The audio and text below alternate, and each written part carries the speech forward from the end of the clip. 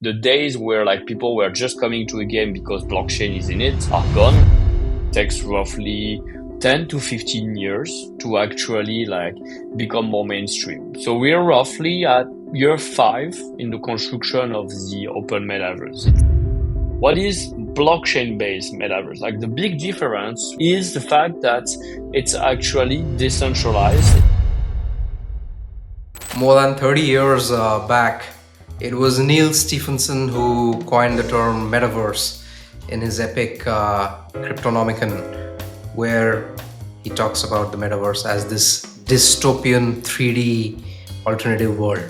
Fast forward 3-4 decades, and the metaverse that is emerging now, a blockchain based metaverse, can be a very positive force actually, where digital ownership in a virtual world can lead to multiple economic models, newer economic models, where users and their digital avatars, their digital versions in a completely digital world, are creating products and are able to create actual economic value for it when it resides on a blockchain, and this value is created on a decentralized infrastructure, which way they can move with them, they can trade and create commerce with it. Today we're going to be speaking with Sebastien Borget, co-founder of Sandbox, one of the OGs in the gaming space, which transitioned into a blockchain-based gaming and ultimately created a blockchain-based metaverse with their Sand ecosystem. I'm Shri Misra, your host for Alpha Nash.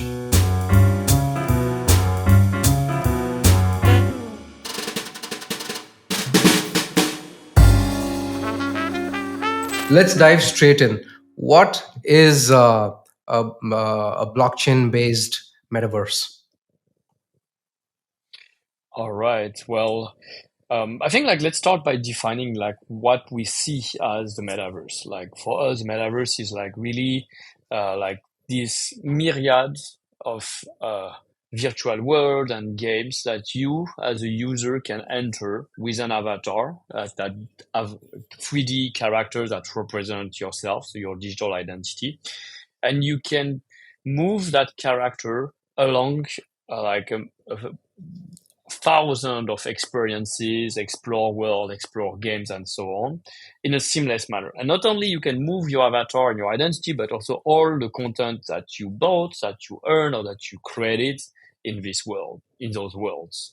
Um, so being able to move seamlessly across any of those actually is like really the vision of the metaverse. Some popular metaverse that people can refer to are like obviously the Sandbox or Roblox or Fortnite.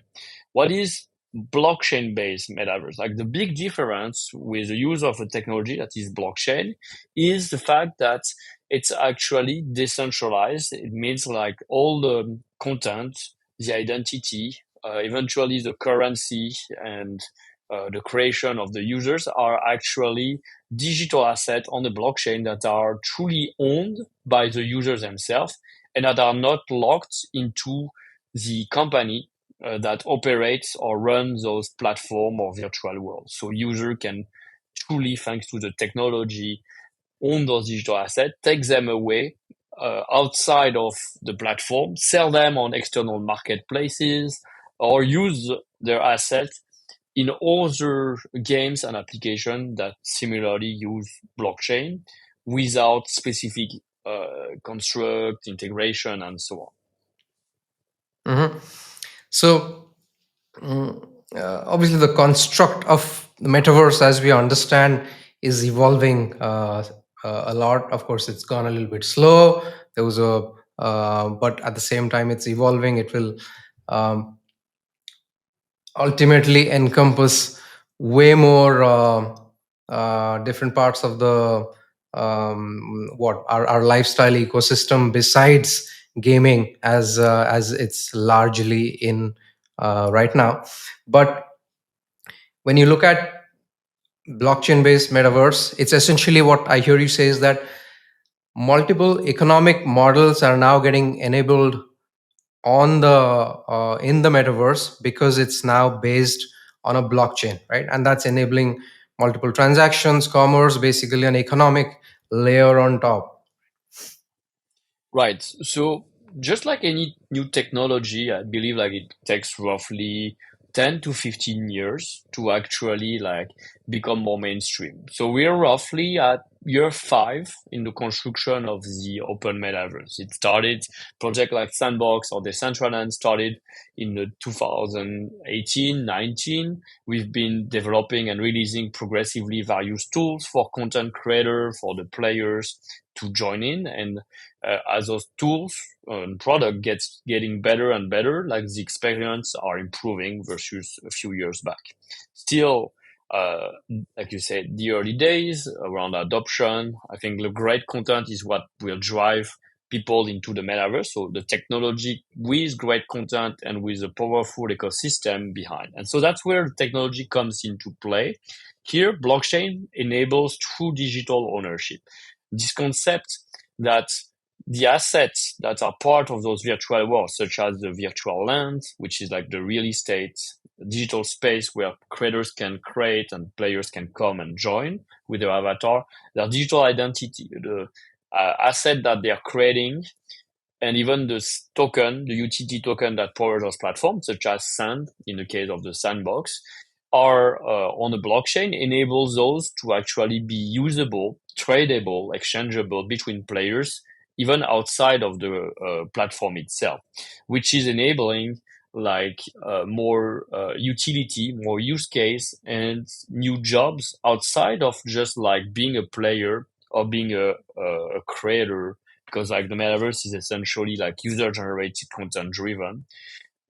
Some typical example we're seeing like virtual real land, virtual real estate reseller, event organizers, guilds, and communities that evolve around like education toward like the jobs of the metaverse, toward like um, I don't know, virtual tourism, virtual concerts, and many other use cases, including fashion shows, commerce from real world brands, and so on. What's interesting is like all those things can happen without requiring us as a centralized entity to Mm. permit them. Anyone can launch their business, can start building application that leverage the assets, the avatar, the sand, the land, without having to ask the sandbox for permission, because the assets are there, they are available on chain, and they can be used for like um, content distribution, discovery, user acquisition, or and many other use cases, like you were rightfully pointing out, like creating new business models that have not yet been seen and experimenting a lot. Right. And we'll get to the sort of the core tenet of decentralization and why that's the big difference with the blockchain based metaverse, the interoperability or the portability of all the digital digital assets. Before that, Seb, I think, of course, Sandbox has been an OG in this space. I understand more than 6 million users. Can you explain for everybody what Sandbox really is and how it started? What's been the evolution, where you are right now? Yes. So Sandbox today, it's a decentralized virtual world where anyone can become a creator and make 3D asset or full game experiences without any single line of code. It's all no code approach with our VoxEdit or 3D editor or game maker, the marketplace. And like you said, we've grown to 6.3 million users with the wallet. More than half of those users, we onboard them to Web3 for the first time, thanks Hmm. to the 400 plus brands and celebrities that we have onboarded to the platform, such as the like of Snoop Dogg, Paris Hilton, Warner Music, Ubisoft, but also like Indian brand, thanks to Bharat Box in India, Ungama, Shemaru, as few examples. The most recent brand we onboarded is Jurassic World, like from the Jurassic Park franchise that just joined last week. Those brands, they enable the creator to make their own game using official assets, to publish them on their land, and again, to own the creation that they are making and eventually monetize them. How the sandbox journey started? It's a very interesting question. Like, since I've been a kid, a teenager, I always wanted to make my own video games. Um, I became an entrepreneur and graduated around 2007, co-founded together with my business partner, Arturo Madrid, three other startups which have been acquired. And around 2011, as smartphone came out, like we realized it was the right time, the opportunity to make our own video games. Before that, even I wanted to make my own game. The barrier to entry was very hard. Like to make your own game, you need to have access to specific hardware from the console, specific talents, very expensive resource, and multi hundred of million of dollars of budget to produce video games. Usually, today with a smartphone and now even with AI, like creating your own game has become very, very accessible. And in 2011, smartphone enabled, again, like small team, one, two people to make their own game, publish them on the App Store and be distributed through those new devices.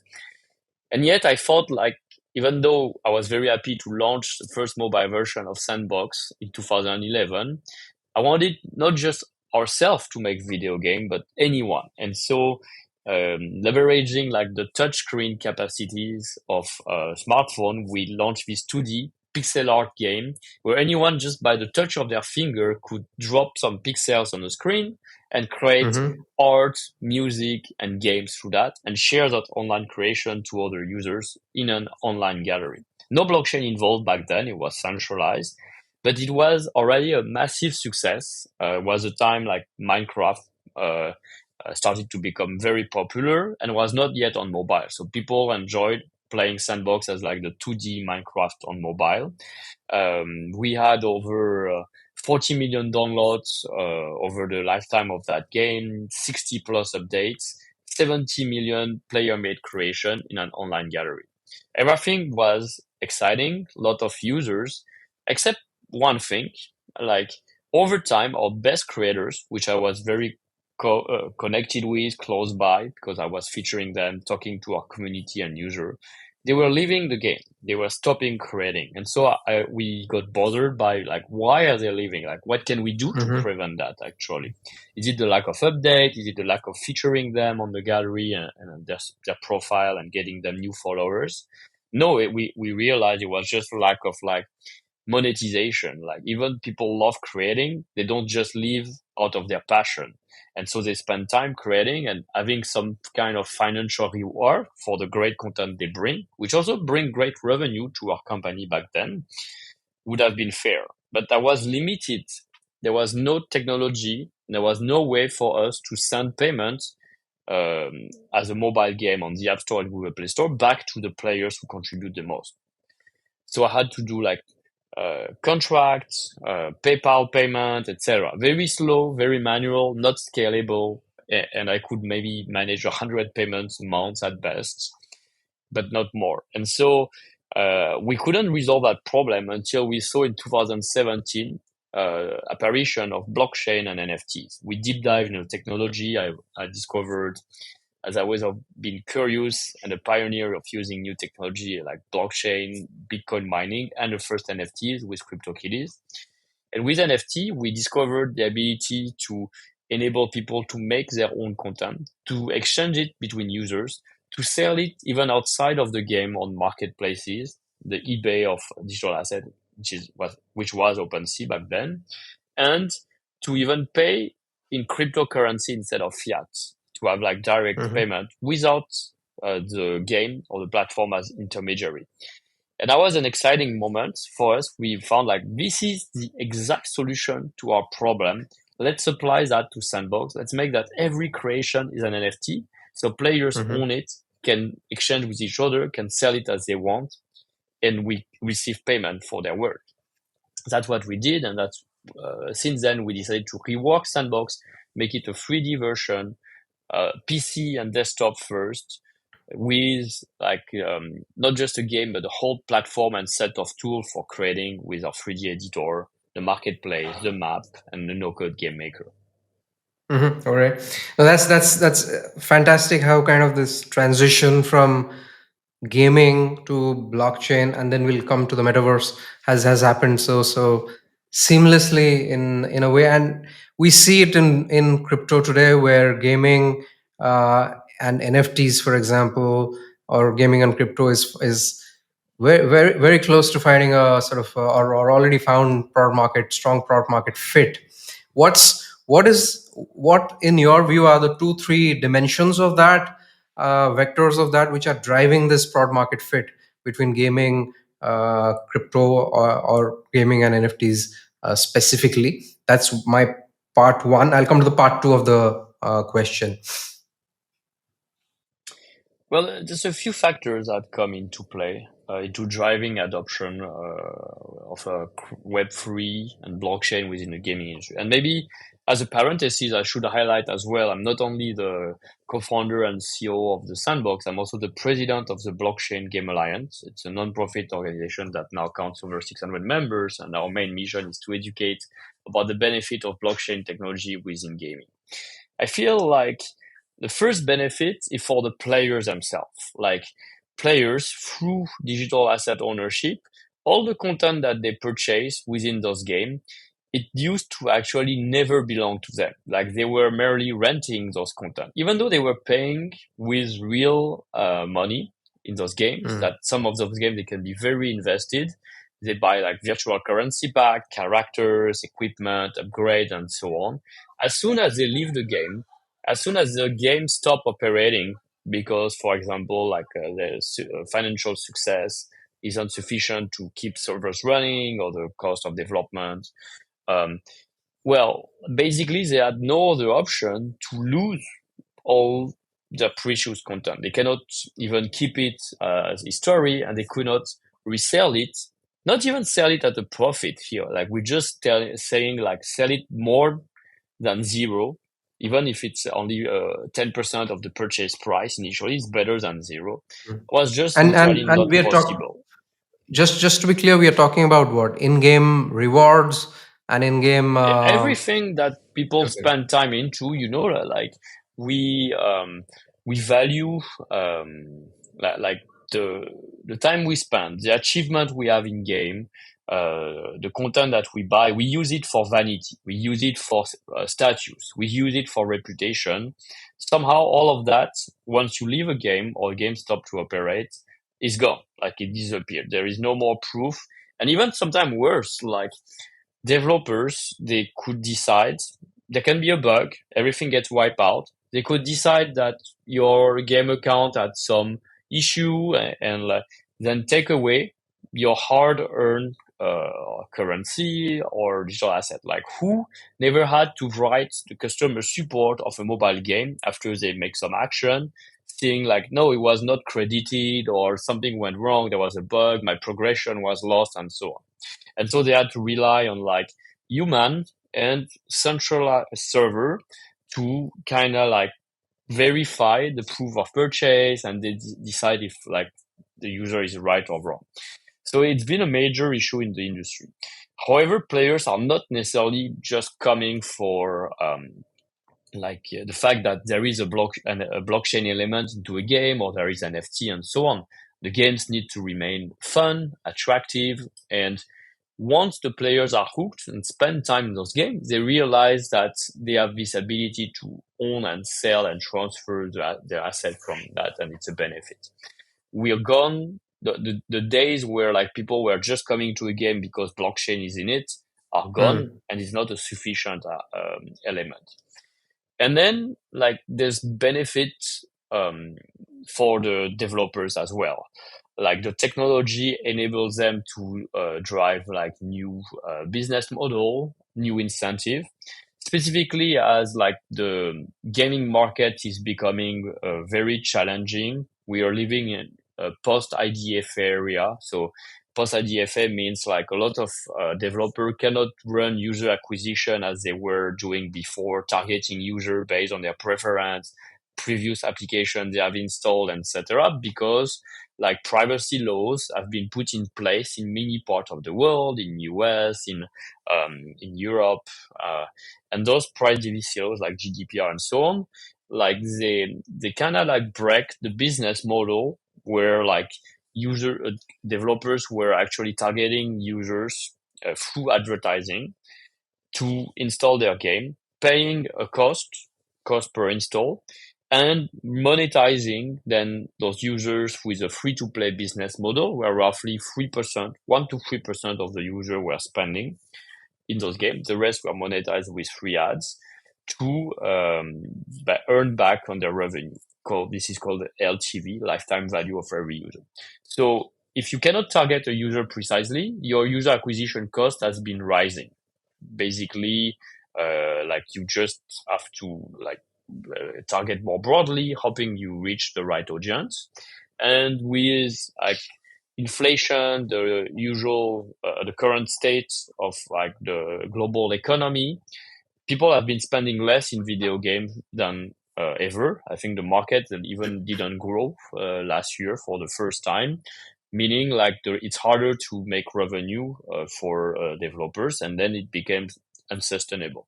Just to give you a metric, very important, like free to play, the successful game studios, they're able to earn good revenue, but they reinvest 70 to 80% of their revenue into advertising to keep acquiring new users, which means like basically like who takes the value? It's not really the developer at the end of the day. It's the platform and the App Store, the Google Play Store that hosts those games, and the advertising platform, Facebook, YouTube, Instagram, X, TikTok, etc. With Web3, the creators have new possibilities to actually attract the players, leveraging digital ownership, the network effect that this brings. Typically, once they can reward users with free NFTs, they can reward and attract users with free tokens, like utility token that actually can be exchanged, eventually sold for value on centralized or decentralized exchange. And we've seen more engagement from the users who like own an NFT in a game. And why is that? Because they participate, they become stakeholder of the success of those games by owning digital assets of the game and contributing to the growth of the game's success. Their own assets can benefit from it. So the value, instead of being split across the platform and the ad network, it goes back better into the developer's hand, platform still a little portion, and the players. There is a more fair distribution, and that's why we've seen business model like play to earn, play to win, play and earn. There's various variation around it. Have driven more engagement, specifically with game with still like the great, all the key factors that makes great games, fun, regular updates and live ops, events, progression and meta gameplay that have been a combined factor for like creating more sustainable economies for game developers to the benefit of players. Okay, so multiple factors there which have led to this sort of product market fit, and I won't kind of get into that deeper, which is kind of part two of uh, exploring this product market fit leading to wider adoption seems to have taken off very robustly in Asia, where blockchain gaming is very big. Can you paint the picture for us? What exactly is the sort of market looking like right now? What is sort of the geographic split like, and what is really driving blockchain gaming in Asia? That's right. Like play to earn originally like grew very fast in Southeast Asia, thanks to game like Axie Infinity. CryptoKitties, even like the first game that used NFT, was actually a huge success in Asia, including China, Hong Kong, and beyond. And there's a few factors that explain this. First of all, um, I think like what the technology has enabled is enable like um, to align the incentive and align the value of all players, no matter where they are in the world. Mm. Before, with free to play, there were usually tier one countries versus tier two and tier three. Tier one were US, um, Japan, Korea, some countries in Europe, and that's it. And then all the other countries were tier two, meaning like players were seen as less valuable because they monetize less, and so like why spend more money and get interested? With Web3 and blockchain, players have the same value no matter where they are because the digital asset have the same price. And so it doesn't matter in which country they are to actually they participate into the economies and like earn back based on that. Players in Asia, including Southeast Asia, not, but also within Korea, Hong Kong, Japan, as well as leading countries, have adopted faster like blockchain gaming because they have like more crypto adoption. First of all, like countries like Korea, Hong Kong have been leaders in adoption of cryptocurrency across all age group of the population. They are more culturally as well fitted to the notion of like trading, digital asset, and gaming, and they are eager to like participate into game economies. It already brings back. It's very reminiscent of like MMORPGs. MMORPG were actually the first category of game that introduced in-game marketplace, not on blockchain. And Mm-hmm. Asia player, when you think about World of Warcraft, RuneScape, etc., like Asia player were already actively engaged into like playing and reselling like digital goods between each other, including sometimes with in a gray area in black market, like players were buying accounts of World of Warcraft users that were farming them in China to resell it to US users. That's something that I remember Mm. was often mentioned in the news. Korean users were ready to pay thousands of dollars for high level avatars, swords in their favorite RPG game. So it drove a certain level of interest already there that we didn't have in Europe or US. And with the technology of blockchain, those things became not like a black market where like users were at the risk of losing their account, being blacklisted by the developer, but on the opposite side, were actually embraced by the developer that welcomed the fact that their user were trading and selling assets um, within their game and participate to the economy of it. Mm-hmm. Okay, no, that's fascinating. I mean, at the same time, folks like me who come from the DeFi side in crypto, and we see this all pervasive challenge in crypto about the UI and UX, and everyone in this next generation of as we move to the next gen of blockchain technologies, creating apps that are going to create much more wider adoption. UX is one of the major areas. How do you take a Web3 architecture and make the UX much more simpler, and at the same time much more engaging as well. The gaming world needs very high levels of immersive UXs, and how do you bridge that with blockchain based games, because suddenly you find a higher level of challenge. I would tend to think. Yes, like actually, you're right. Like looking at the latest Blockchain Game Alliance industry survey that we published, asking like 500 industry professional and members about like what are some of the key challenges in the space. The three top challenges are usually like, well, the lack, like the onboarding and UX for user, like still difficult to understand what blockchain is. Like Hmm. the lack of fun games still. Like haven't been maybe too much focused on the blockchain side than the actual game part. Well, both are needed. And third, like also like the general understanding or misunderstanding around like maybe crypto is a scam, blockchain game Yeah. are not like great game and so on, which we need to educate about to go against. Over the past few years, UI and UX have progressed a lot. Like instead of like arriving on the game and the first thing that's being requested is to create an account and have a wallet, many games have like integrated the blockchain way later in the flow, enabling users to try the game, have fun, engage, and then later on, when they need to buy or to sell an asset, have the option to do it with blockchain. I think the wallet themselves became also more friendly in their UI UX, the way they are presented.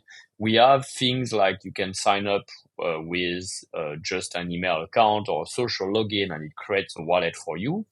And today, like the blockchain ecosystem that power certain of those games are also much more um, diversified and mature. So back in the day, in 2017, 18, 19, you only had like Ethereum as the main go-to blockchain, and it was definitely not thought for gaming. Slow transaction fee, speed, high fees, terrible UI UX with MetaMask. Today, you have a great choice of blockchain to start with. Some of them focus on gaming, Immutable X, Avalanche, Polygon. You have like things like Sui blockchain and so on, which have proven, and even Solana, which proven that like games can have blockchain element, and it's almost become invincible to the users. And that might be for a great thing for the great majority of users. They don't really need to know the underlying technology that power their ability to sell assets, own and sell assets. Yet, for some gamers, it's still important to know that like blockchain is here and that enables actually DeFi mechanics, renting, taking loan, collateralizing, delegating, and so on. But that's for more complex use case. So overall, great progress in the space. We've seen games like Sandbox with 6.3 million users. More than half of them came for the first time thanks to the brand's partnership, and then after they stay, and it's all seamless. Games like Off the Grid by Gunzilla, 12 million users using blockchain. Games like Axie Infinity and the new product around on the running ecosystem, again, like can drive a lot of adoption. So it's just a matter of time as well that things are evolving. The latest example is Telegram and the Telegram Open Network. By itself, Telegram has like over 1 billion user accounts. And when they introduced a simple casual game on the Ton network, some of those games gain millions of users in a matter of days. And why is that? Because it's very seamless. The wallet is integrating into the messaging app. And like the network effect enable to invite your friend, challenge them very easily, instantly, without the complexity behind. Okay. All right. Now, that's sort of been the almost the starting point of how this blockchain based metaverse has evolved, which was probably through the gaming route. But now you've moved on, especially at Sandbox, into creating a virtual world with land, which one can own with sand, which is the native token of the Sandbox ecosystem. What is the idea of this virtual land, this virtual world in the Sandbox metaverse? And can you talk us through that and give us a perspective of what's going on in there? I know there have been some fantastic sort of integrations, brand integrations, celebrity integrations out there. Snoop's a great example, but you had many several luxury brands as well. So, what is this land, this meta land in the Sandbox ecosystem, and what's the thought behind that? What's the vision and what are some of the interesting things are happening out there? Yes. Well, the concept of virtual land is very simple. To explore a virtual world, usually use a map. And that map tells you like the different location where there's like various point of interest. It's very natural. Even in the physical world, we always use a map to look around and like decide where to go. So instead of having an app store with just icons and logos of things that are maybe just thematically related, we thought like a map was a better way to like explore the metaverse and virtual world like Sandbox. And basically at Sandbox, we chose to have a finite map of a finite number of lands, Mm-hmm. of 166, 464 lands in total, and not a single more. All of that power on blockchain that enables to track that scarcity, to track like the number of landowners who own it.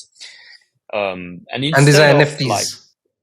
and does each land is an NFT. So a land is like a piece of virtual real estate. It's a digital space that a creator can use to put his content, publish it, and make it accessible to other users with their avatar. A one by one land on Sandbox is 100 meter by 100 meter. So that gives you an equivalent into like how much physical space it represents. It takes roughly 2 minutes with an avatar to walk it from one side to another. And if you put the whole map of Sandbox, it's as big as a mega city like New York, London, or Paris in equivalent. So it's really interesting as well, because that gives us the perspective of like how big that world could be Mm-hmm. if it was ever built entirely. And instead of, we didn't invent the concept of virtual real estate. It already existed with Second Life, even before, if you go back, like the $1 million pixel page and many other virtual world had it. But we refine it by, like you said, like introducing some of the best brand. And the way we've done that is by curating ourselves neighborhoods on the map where we bring a brand or multiple brands around the thematic, whether it's by country or region of the world or following like Sportland, music, neighborhood, fashion, and gaming, and so on. And we enable people to become the virtual neighbors of those top brands. Instead of selling the whole map at once, we curate those neighborhoods and we sell them progressively over time. So to date, 5 years later, we sold about 75% of the map, meaning there's still land available that we are introducing new neighborhood for people to have a chance to become the neighbor of like a celebrity like Snoop Dogg, for example, or Time Magazine was a top brand. Here we're in Hong Kong, like there were a lot of like top brand from the region. In India, we introduced Bharat Box, where people could become the neighbor of Shemaru, Ungama, and others. And this is really unique. Like being the neighbor means like basically people will see you next to these big brands when they browse the map. And when the avatar in those games like are at the edge of the land, they are proposed to enter your world directly. So driving traffic, just like in the real world. I think people understand very well the idea of like why location matter. It's like having the opportunity in the physical world to buy a place for your commerce, for your shop, for your house, right on the Champs-Élysées in Paris or in Times Square in New York. But today, those are almost not accessible, like maybe 200 years ago, 100 years ago, it was still possible for someone from our generation, a Gen Z person born in the 90s, 2000 and more, to buy near the city center. But like now, like the price are so high, it's impossible for like an individual normally to buy there. But in the virtual world, those space are still accessible and the price are still accessible. So if we understand that we're going to spend more time in digital space, playing games, creating, educating ourselves, maybe working as well, collaborating with others. It's quite natural to do that and to own a piece of virtual real estate on the platform where you spend most of your time and where you derive most of your fun or your actual future income. What could be some of the security implications, and how do you handle them, especially when people are going to be living a lot of a distinct part of their lives as an avatar with digital ownership, with, and more than that, as an identity. It's not just assets you own; it's your own identity in the metaverse, on blockchain. How do you handle some of these security implications that could arise? Of course, these security implications could be are not fully understood as well, even in the crypto context. But what are some of your thoughts on that? But just a few. That's a very good question, first of all, and I consider there's multiple aspects to this. The first one is, since like our avatar are becoming our digital identity, Hmm. they carry a form of reputation, and our action in virtual world are not meaningless. In a way, like when we are sometimes getting too close to other avatars, when we are constantly writing like inappropriate text in the in-game chats, like we're actually doing like cyber harassment. We are not behaving following like a way that ensure that everyone can have a safe and um, enjoyable experience. And that's what we want. We want to be able to play without fearing that someone will attack us, someone will insult us, and more. That's why we're already seeing all those cases of like cyberbullying, cyber harassment, and so on. And we should take them seriously. Again, like there Hmm. are like rules when we live in society, and there should be rules when we live in virtual worlds. And that's why like virtual worlds are also making sure that you can have like your own safe space where maybe sometimes avatars cannot get closer to you through a certain distance. There is sometimes moderation, like in Sandbox with AI, to prevent like insult and wrong language to be used in the conversation. People need to be able to enjoy without having inappropriate content shown or discussed. And um, and ensure that we all here for like enjoyment. The second thing I think that's also important to consider, like the use of NFTs and blockchain means that the asset that we create or we buy or we earn are valuable. And like anything of value, it can become a potential target for other Hmm. people to want to steal from you. We've seen that in crypto in general, like people that like bad intention hackers are trying to run various techniques to extract the value and steal it from legitimate users, like bots in games, having scam and phishing attacks, trying to lure you into like making you believe this is an official email, this is an official reward or promotion.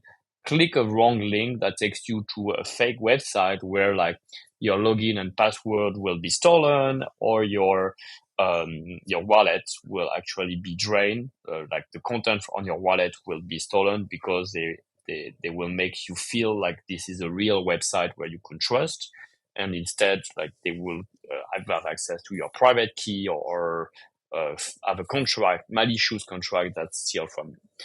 This is very unfortunate, but and actually, like we've seen cases when it happens, people feel personally, and the community feel very affected, very sad by that moment. And that is a reflection of like how much we value our digital life, our digital asset. Like it's like in the physical world, when you get assaulted or when someone steals from you, you also have all this pain process behind. But now, even if it's your virtual asset, losing them is actually creating with you this negative sentiment and regret and like all those process, psychological process that victims have.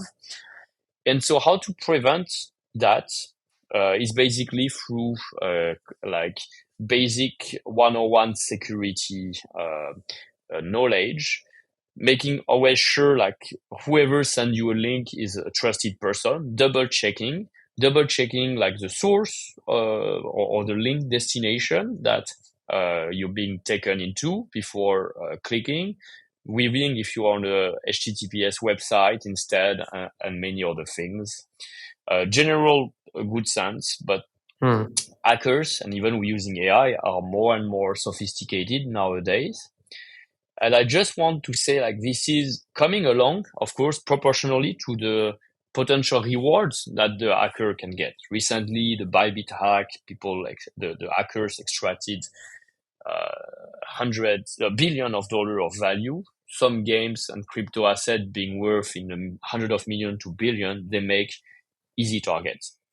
But it's not new. We've seen that before. Like I remember back in the day of eBay and PayPal, if you were buying online, most of the people there were actually trying to scam you into, you should send me the goods and I will send you the payment by PayPal later on. Or let's use PayPal and you send the product to the buyer, and then 3 days later, there's a claim that the good was never delivered and the money is taken away, but the product has been sent.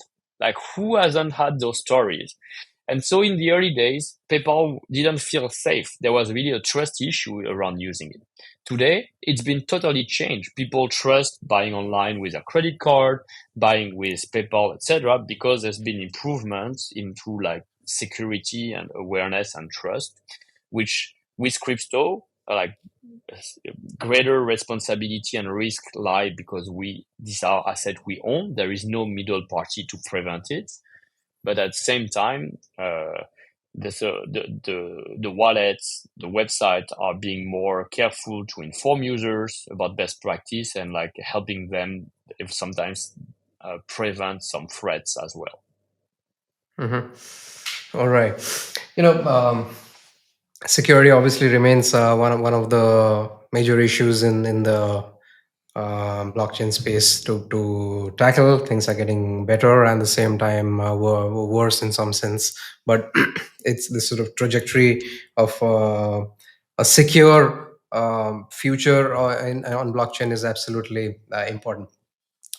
Especially, we touched upon economic models, monetization being some of the major drivers of ownership, of course, being some of the major drivers of a blockchain-based metaverse. At Arna, I've been absolutely intrigued and fascinated for quite some time in terms of how a blockchain-based metaverse and the financial world will intersect. Essentially, DeFi and metaverse. In fact, in some cases, when people have asked me, well, what we're building as an advanced DeFi asset management platform, I've in simplistically said we're kind of building the future sort of bank of the metaverse. And I really feel that as a blockchain based metaverse really grows and becomes there's much more wider adoption beyond gaming to multiple other economic transactions. The intersection of DeFi and blockchain metaverse will be very significant, and users will actually look at multiple options, will look at their sort of financial lives within and the digital asset ownership in the context of the metaverse, and almost do their sort of evaluation, their shopping, their investment of digital assets within that. How do you think this intersection, this convergence could evolve, and what's sort of the time frame you think this could take? Yeah, I think like it's again like it's very important to provide like a certain framework that protect the users to ensure that the technology will essentially be adopted in a mainstream way. It's back to the previous question. That's something like whenever you've been affected by being stolen, losing your digital assets due to like a security or hack or scam and so on, you will rarely go back. Like this is a very traumatizing experience, and usually Mm. people don't start buying again those NFTs. They lose the trust in the technology.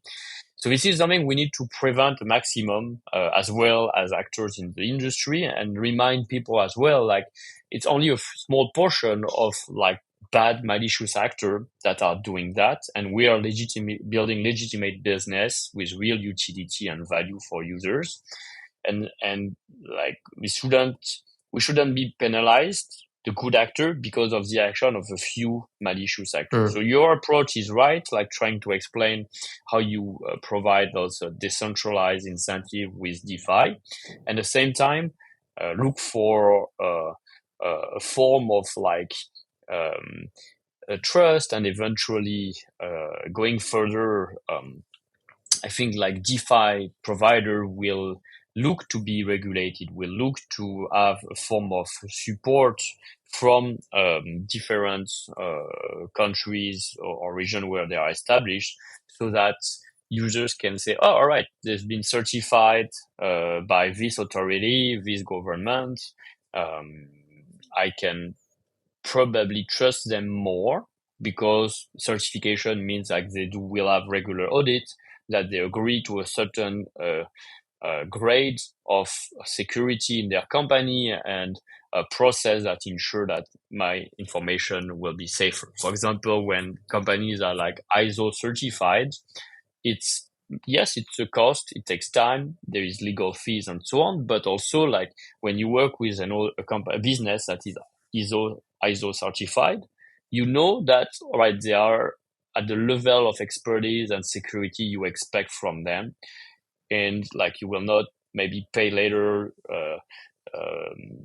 with hacks, with uh, issue losses and so on. What uh, what you're saving up front by thinking like let's skip that part. So yeah, I think like um, generally speaking, we're going into a world where, even though crypto started as like um, something against like centralization and government, and like trying to build a world where like it's fully uh, without any bad actors, or not bad actor, but without any form of like government control and verification. But I think like it will only grow further with the collaboration of government and regulatory frameworks that protect users at the end of the day. Yeah. No, I believe that too. There is a sort of balance to be struck in between decentralization, governance, regulation, accountability. So I think all of those sort of there's a balance to be struck. In fact, I'm eagerly looking forward to the collaboration that Sandbox and Arna we are having with at Bharat Box, and we'll see how that sort of will transpire with Sand users and DeFi structured products. And I think there's lots that will happen with DeFi and the metaverse sort of coming together as it evolves. Now, Seb, uh, at on Ash, I celebrate and one of the most awesome experiences or achievements that my guest has had in your entrepreneurial life. What is it that for you, and what is it that we should be toasting to? And so share that with us.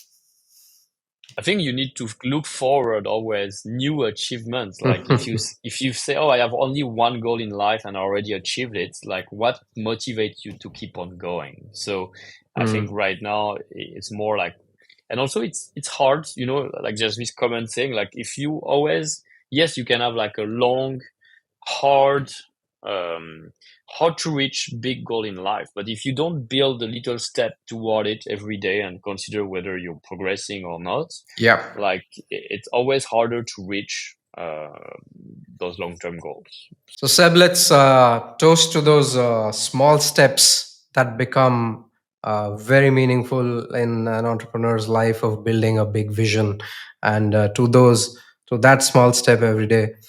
Cheers. Well, cheers indeed.